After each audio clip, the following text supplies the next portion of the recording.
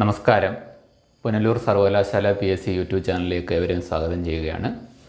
നമ്മൾ സമഭുജ ത്രികോണവും വൃത്തവും ഇതുമായിട്ട് കണക്ട് ചെയ്ത് നിൽക്കുന്ന കുറച്ച് ചോദ്യങ്ങളാണ് നമ്മൾ ഈ ക്ലാസ്സിൽ പഠിക്കാൻ പോകുന്നത്. ഇമ്പോർട്ടൻ്റ് ആണ്, നന്നായിട്ട് കാണുക, പഠിക്കുക കേട്ടോ.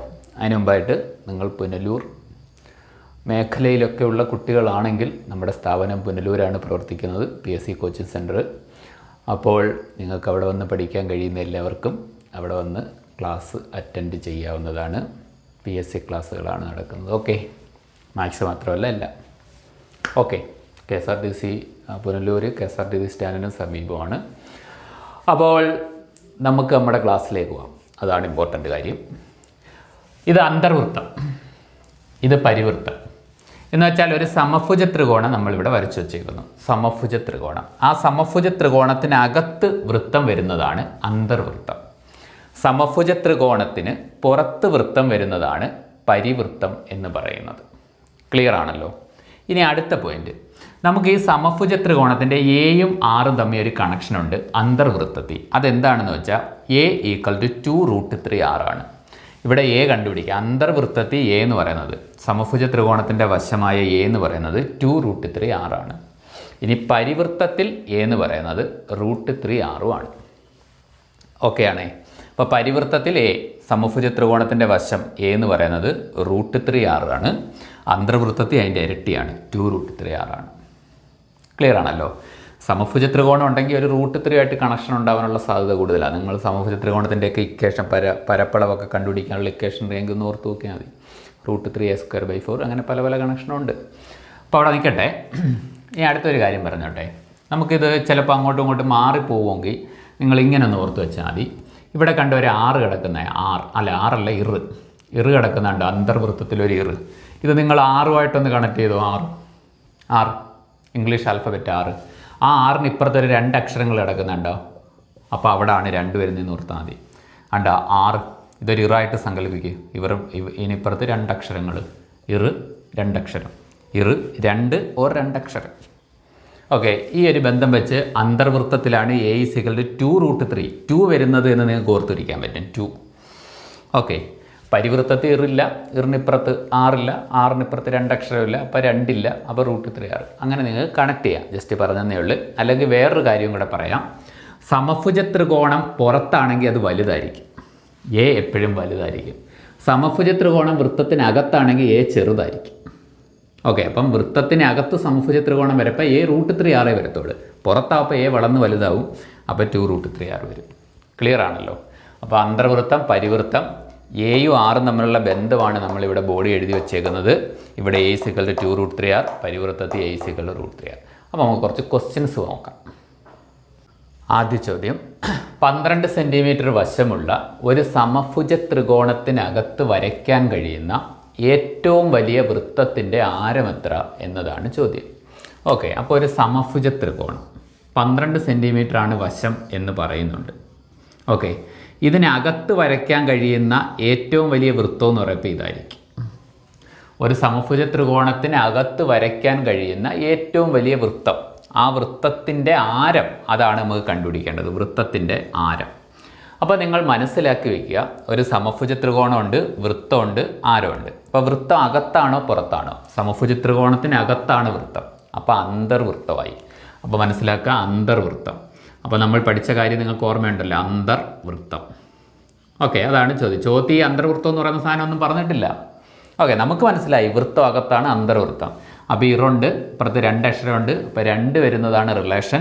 അപ്പോൾ A = ഇങ്ങോട്ട് എഴുതാം, A = 2√3R. ഇതാണ് കണക്ഷൻ. ഓക്കെ, ഇതിൽ നിന്ന് നമുക്ക് വേണ്ടുന്നത് കണ്ടുപിടിക്കാവുന്നതല്ലേ ഉള്ളൂ. ഇതിൽ A തന്നിട്ടുണ്ട്, അപ്പോൾ 6 ആണ് കണ്ടെത്തേണ്ടത്. അപ്പോൾ 6 കണ്ടെത്താനുള്ള ഇക്വേഷൻ എന്തായിരിക്കും? 2√3 ഇപ്പുറത്ത് കൊണ്ടുവന്നാൽ പോരെ, A / 2√3. അപ്പോൾ A എത്രയാണെന്ന് നമുക്കറിയാം. A എന്ന് പറഞ്ഞാൽ സമഭുജ ത്രികോണത്തിൻ്റെ വശം, അത് 12 സെൻറ്റിമീറ്റർ ആണ് തന്നിട്ടുണ്ട്. അപ്പോൾ Aയുടെ സ്ഥലത്തോട്ട് നമ്മൾ 12 ഇട്ട് കൊടുക്കുന്നു, 12/2√3. ഈ 2ഉം 12 കൂടെ കട്ട് ചെയ്ത് പോയി 6 നീട്ടും. ഓക്കെ, അപ്പോൾ 6/√3 നീട്ടും. ഇങ്ങനെ ഒരു ഓപ്ഷൻ ഉണ്ടോ എന്ന് നോക്കുക. ഉണ്ടാവാനുള്ള സാധ്യതയില്ല.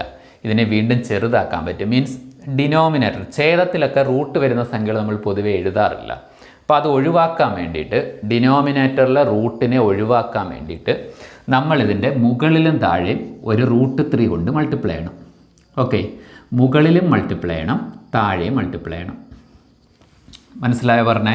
അപ്പോൾ 6 √3 കൂടെ മൾട്ടിപ്ലൈ ചെയ്യുന്ന നേരത്ത് നമുക്ക് 6√3 എന്ന് കിട്ടും. ഓക്കെ, ഡിവൈഡഡ് ബൈ √3 × √3 എത്ര കിട്ടും? 3 എന്ന് വരും. ഞാൻ പറഞ്ഞത് മനസ്സിലായോ? അപ്പം ഈ 3ഉം 6 കൂടെ കട്ട് ചെയ്ത് പോയി 2, ഫൈനൽ ഉത്തരം 2√3 എന്ന് വരും. 2√3. ഓക്കെ അല്ലേ? അതായത് നമുക്കിവിടെ 2ഉം 12 കൂടെ കട്ട് ചെയ്ത് 6 കിട്ടിയിട്ടുണ്ട്, 6/√3. അപ്പോൾ 6/√3 എന്ന് പറയുന്നതാണ് നമുക്ക് കിട്ടിയിരിക്കുന്നത്. ഇനി ഈ റൂട്ട് കളയാൻ വേണ്ടിയിട്ട് നമ്മൾ മുകളിലും താഴെയും മുകളിലുമായിട്ട് √3 കൊണ്ട് മൾട്ടിപ്ലൈ ചെയ്യുന്നു. അപ്പോൾ 6√3/√3 × √3 എന്ന് പറഞ്ഞാൽ 3 കിട്ടുന്നു. 3 6 കൂടെ കട്ട് ചെയ്ത് പോയി 2. അപ്പോൾ ഫൈനൽ ഉത്തരം നമുക്ക് 2√3 എന്ന് കിട്ടുന്നു. ഇത്രയേ ഉള്ളൂ. ഈസി അല്ലേ? അങ്ങനെയാണെങ്കിൽ നമുക്ക് അടുത്ത ഒരു ചോദ്യം നോക്കാം. അടുത്ത ചോദ്യത്തിലോട്ട് പോകാം. 6 സെൻറ്റിമീറ്റർ ആരമുള്ള ഒരു വൃത്തത്തിൽ വരയ്ക്കാൻ കഴിയുന്ന ഏറ്റവും വലിയ സമഭുജ ത്രികോണത്തിൻ്റെ വശത്തിൻ്റെ നീളം എത്ര എന്നതാണ് ചോദ്യം. അപ്പോൾ നിങ്ങൾ നോക്കുക, 6 സെൻറ്റിമീറ്റർ ആരമുള്ള ഒരു വൃത്തം. അപ്പോൾ ഇതാണ് വൃത്തം. ആ വൃത്തത്തിൽ വരയ്ക്കാൻ കഴിയുന്ന ഏറ്റവും വലിയ സമഭുജ ത്രികോണം എന്ന് പറയുമ്പോൾ ഇങ്ങനെ ഇതിനകത്ത് മുട്ടിയിരിക്കണം, ഇങ്ങനെ ഇരിക്കണം. ഏറ്റവും വലിയ സമഭുജ ത്രികോണം. ആ സമഭുജ ത്രികോണത്തിൻ്റെ വശത്തിൻ്റെ നീളമാണ് തന്നേക്കുന്നത്. 6 തന്നിട്ടുണ്ട്. അതായത് വൃത്തത്തിൻ്റെ റേഡിയസ് എത്രയാണെന്ന് തന്നിട്ടുണ്ട്. അപ്പോൾ ഇത് അന്തർവൃത്തമാണോ പരിവൃത്തമാണോ എന്ന് വെച്ചാൽ വൃത്തം അകത്തല്ല, പുറത്താണ്. അപ്പോൾ പരിവൃത്തം. അപ്പോൾ പരിവൃത്തത്തിൽ നിങ്ങൾ പഠിച്ചു വെച്ചിട്ടുണ്ടല്ലേ, എയും 6ഉം തമ്മിലുള്ള കണക്ഷൻ എന്തുവാ? A = √3 R ആണ്. അപ്പോൾ എയുടെ വില √3 R ആണ്. അപ്പോൾ നമുക്കിവിടെ കണ്ടുപിടിക്കേണ്ടത് A തന്നെയാണ്. 6 തന്നിട്ടുണ്ട്. 6 എന്ന് പറഞ്ഞാൽ ആരം തന്നിട്ടുണ്ട്, 6 സെൻറ്റിമീറ്റർ ആണ്. അപ്പോൾ ആരം 6 സെൻറ്റിമീറ്റർ ആണ് തന്നിട്ടുണ്ട്. അപ്പോൾ ഇതിനകത്ത് ഇട്ട് കൊടുത്താൽ പോരെ. A = √3 × R എന്നാണ് 6. ഇതിനകത്ത് ഇനി ഒന്നും ചെയ്യാനില്ല. 6√3 സെൻറ്റിമീറ്റർ. ഇത്ര മാത്രമേ ഉള്ളൂ. ഓക്കെ, സിമ്പിളല്ലേ? ശരി, മറ്റൊരു ക്വസ്റ്റ്യൻ നോക്കാം. 3 സെൻറ്റിമീറ്റർ വശമുള്ള ഒരു സമഭുജ ത്രികോണത്തിൻ്റെ അന്തർവൃത്ത ആരം എത്ര? അന്തർവൃത്തമാണേ, അന്തർവൃത്തം എന്ന് പറയുമ്പോൾ നിങ്ങൾക്കറിയാമല്ലോ, വൃത്തം അകത്താണ് വരുന്നതെങ്കിൽ ഉറപ്പായിട്ടും അന്തർവൃത്തം A = എത്ര വരും? 2√3 R എന്ന് വരും. ഇവിടെ A ആണോ R ആണോ തന്നേക്കുന്നത് നോക്കുക, അത് ഇട്ട് കൊടുക്കുക, പരിപാടി ചെയ്യുക, അത്രേ ഉള്ളൂ. അപ്പോൾ ഇവിടെ 3 സെൻറ്റിമീറ്റർ വശം എന്നാണ് പറഞ്ഞേക്കുന്നത്. അപ്പോൾ A ആണല്ലോ തന്നേക്കുന്നത്. A = 3 centimetre. അപ്പോൾ 3 = 2√3 R. അപ്പോൾ R കണ്ടെത്തുന്നത് എങ്ങനെയാണ്? 3/2√3. ഈ 2√3 ഇവിടെ കൊണ്ടുവന്ന് ഡിവൈഡ് ചെയ്താൽ പോരെ. അപ്പോൾ നിങ്ങൾ നോക്ക്, മുകളിലും താഴെ ഒരു √3 കിടപ്പുണ്ട്. അപ്പോൾ ആ √3 ഇല്ലാതാക്കാൻ വേണ്ടി മേളിലും താഴെ നിങ്ങൾക്ക് ഒരു √3 കൊണ്ട് മൾട്ടിപ്ലൈ ചെയ്യാം. അപ്പോൾ 3/2√3. ഞാൻ മുകളിൽ ഒരു √3 കൊണ്ട് മൾട്ടിപ്ലൈ ചെയ്യുന്നു, താഴെ ഒരു √3 കൊണ്ട് മൾട്ടിപ്ലൈ ചെയ്യുന്നു. അപ്പം 3√3 ഡിവൈഡഡ് ബൈ 2 ഇൻറ്റു √3 × √3 എന്ന് പറഞ്ഞാൽ എത്ര? 3. 3യും 3 യുടെ കട്ട് ചെയ്ത് √3/2 എന്ന ആൻസർ വരുന്നു. √3/2. എളുപ്പമല്ലേ? സിമ്പിളാണ്, വേറൊന്നും ചെയ്യാനില്ല. അപ്പം നമ്മൾ ഈ ക്ലാസ്സിൽ പഠിച്ചത് എന്താണെന്ന് വെച്ചാൽ, സമഭുജ ത്രികോണത്തിന് അകത്തും പുറത്തുമായിട്ട് വരുന്ന വൃത്തം, ആ വൃത്തത്തിൻ്റെ റേഡിയസും സമഭുജ ത്രികോണത്തിൻ്റെ വശവും തമ്മിലുള്ള കണക്ഷനാണ്. മീൻസ് അന്തർവൃത്തവും പരിവൃത്തവും, എയും 6ഉം തമ്മിലുള്ള കണക്ഷൻ. ക്ലിയർ അല്ലേ? അപ്പം മറ്റു ക്ലാസ്സുമായിട്ട് നമുക്ക് വീണ്ടും കാണാം.